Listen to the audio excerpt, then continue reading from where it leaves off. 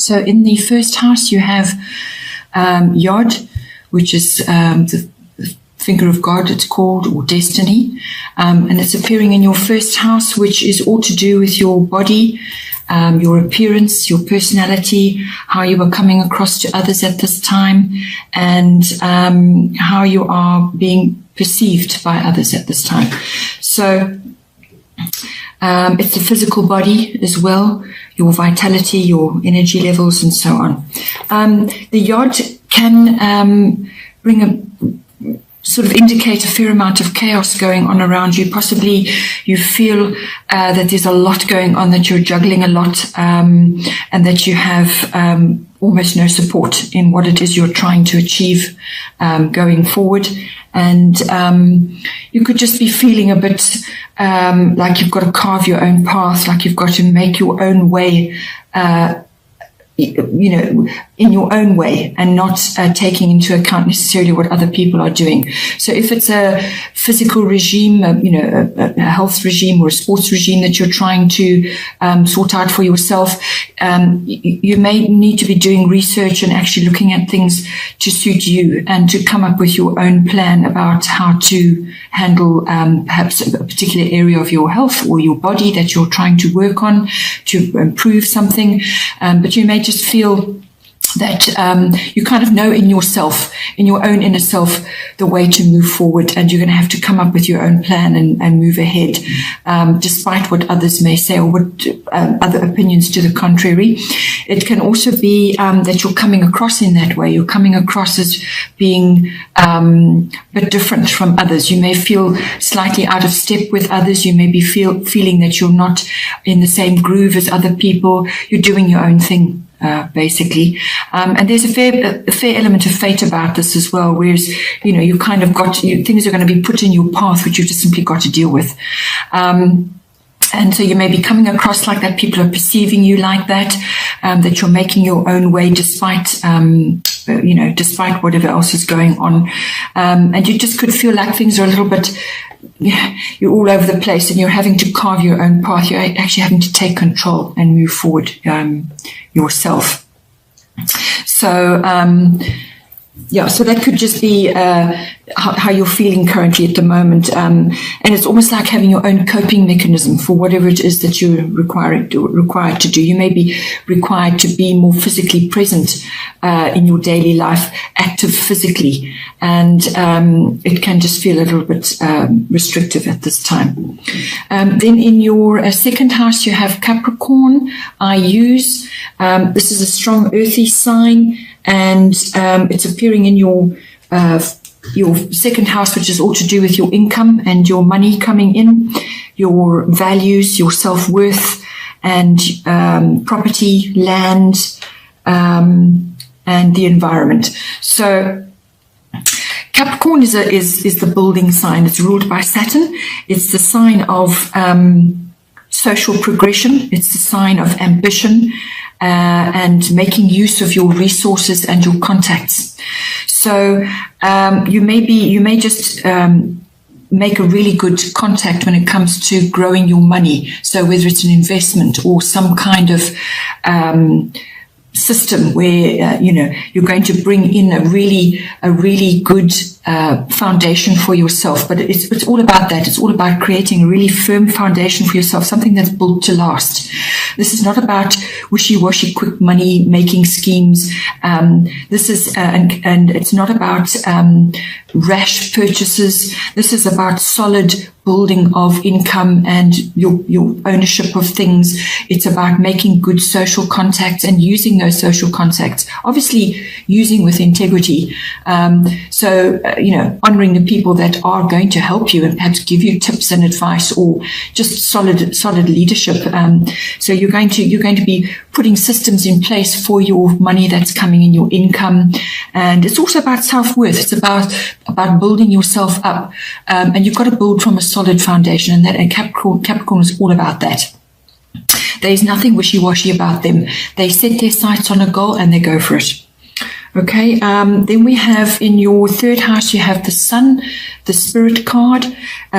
This is in your house of communication. This is all forms of communication. It can be contracts, any kind of written, so that's social media. If you're posting things on social media, it could be letters, any kind of written, verbal, body language, any kind of communication. And it's also if communication is part of your working life, it's part of your, perhaps you're in the media or you're working in an environment where you are required to harness good communicative abilities, then the sun is coming in on there. It's a very positive, very fiery aspect to have in that house. It's going to bring confidence.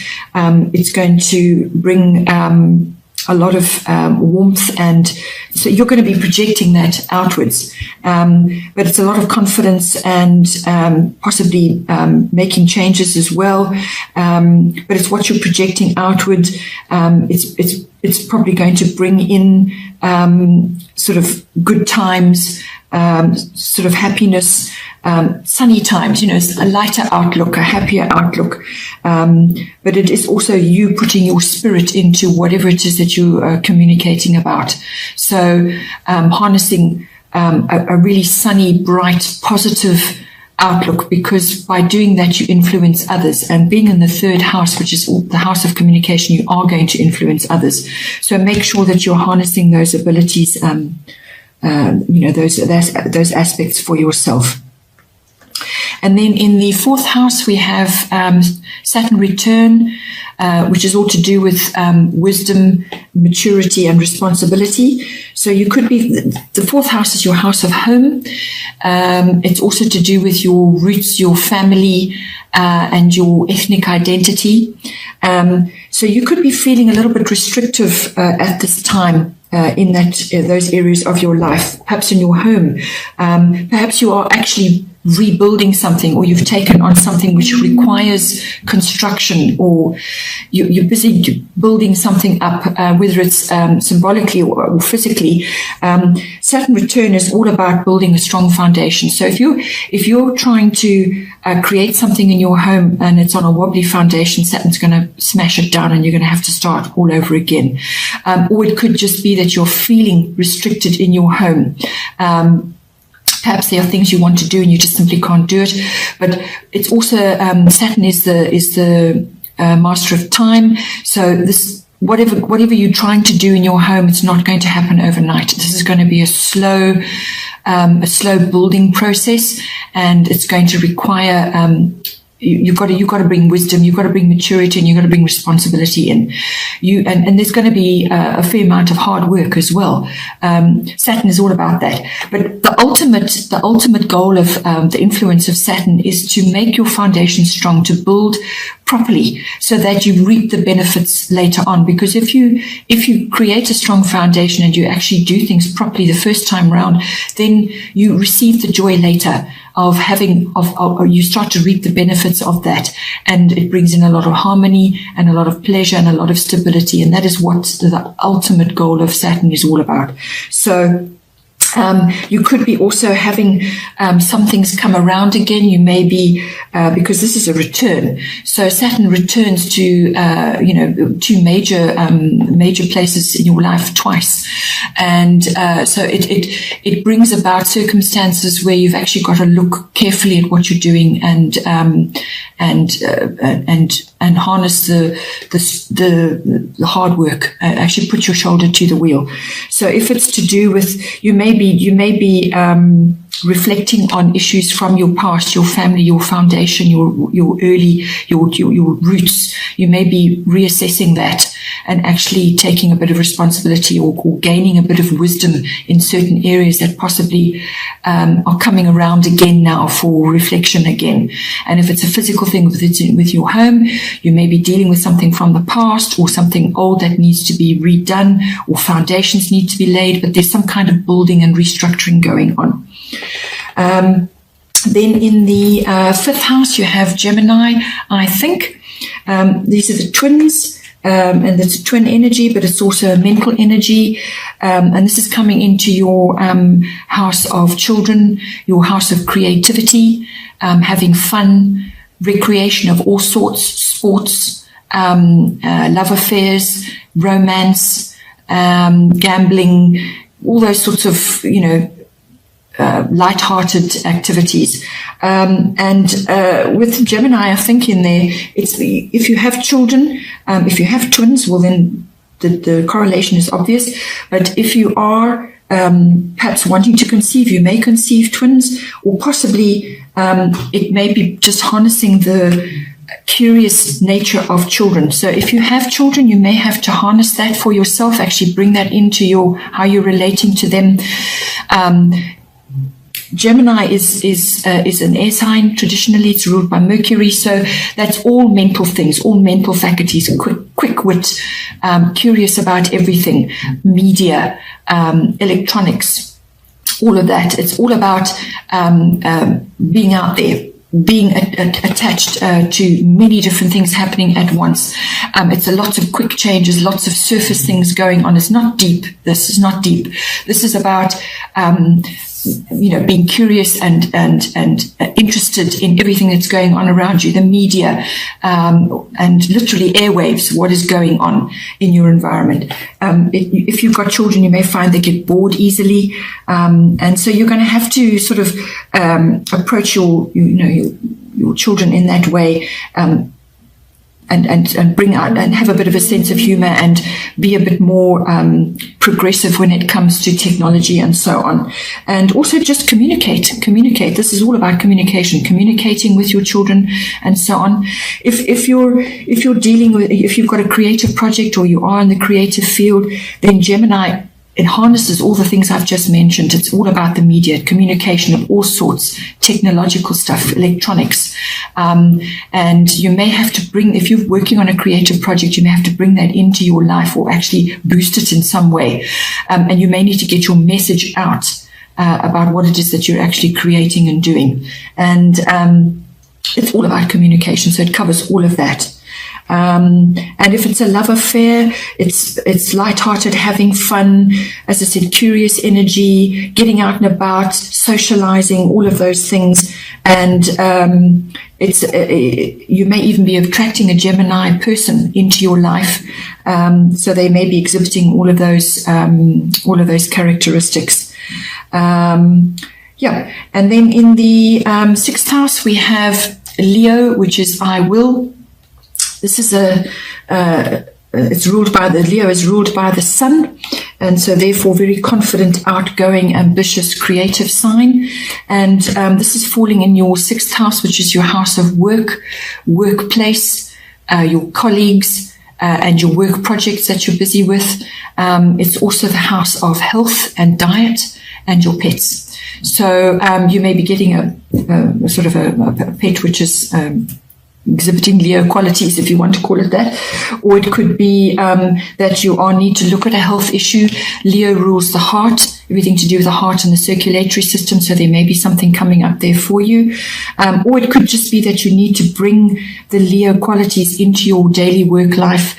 It's all about work mastery of your craft, whatever it is that you specialize in, or whatever it is you would like to specialize in.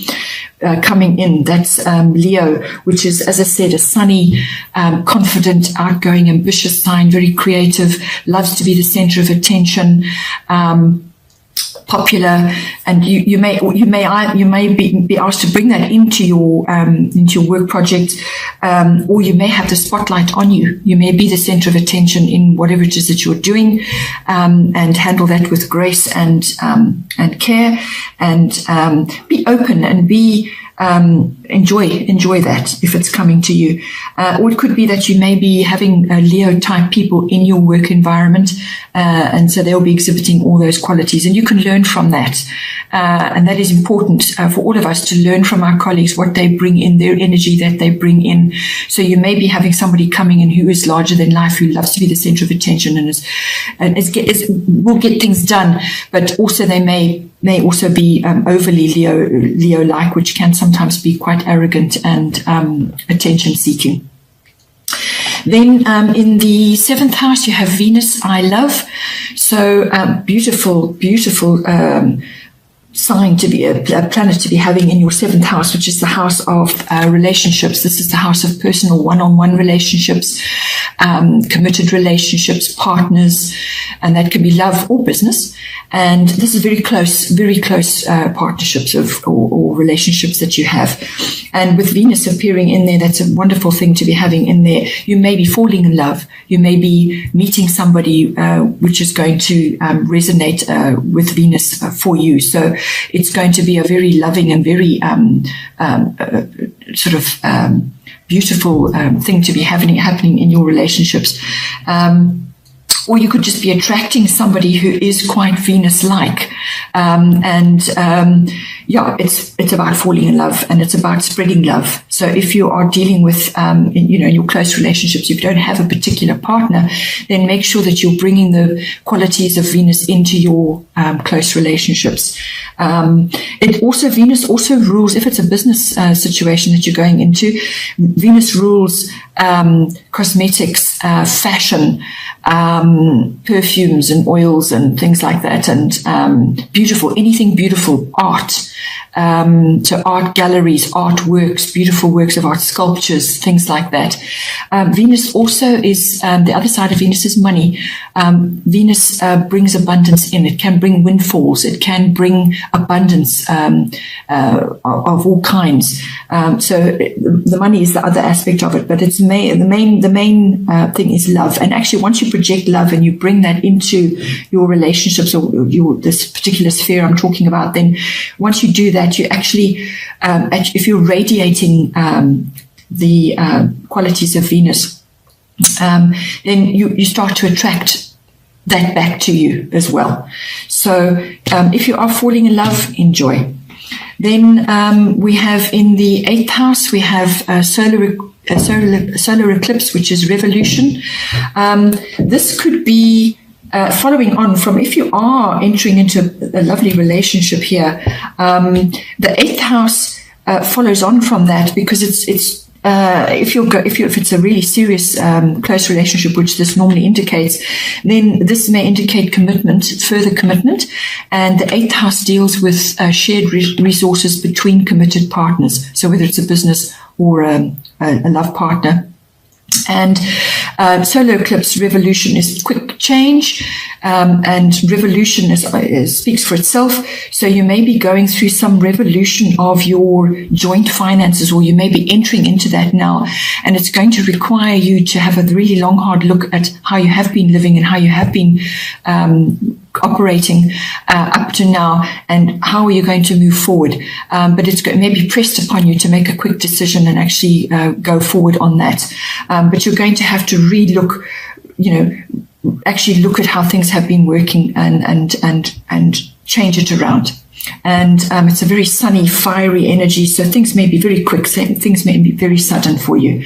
And if it's to do with the other 8th house aspects, include sex, death, and rebirth. So it's all sexual pleasures. And if you're going into a partnership, then this can be, again, you may have to look at how you have been relating in the past, and there may be some kind of shift there for you. And it could also be the closing of one door and the opening of another, or the symbolic death of something and the rebirth of something else. So it really is a change. It's a big change. It may seem difficult at first, but you will work it out. And the 8th house also covers big finance. It covers investments, other people's money. So if you're working and you're managing other people's money, there's going to be some kind of massive shift going on there about the way you're currently doing things. You're going to change it, or you're going to be forced to change it. So you may have to look at something for a while, but then you will have to make really quite a quick decision on that.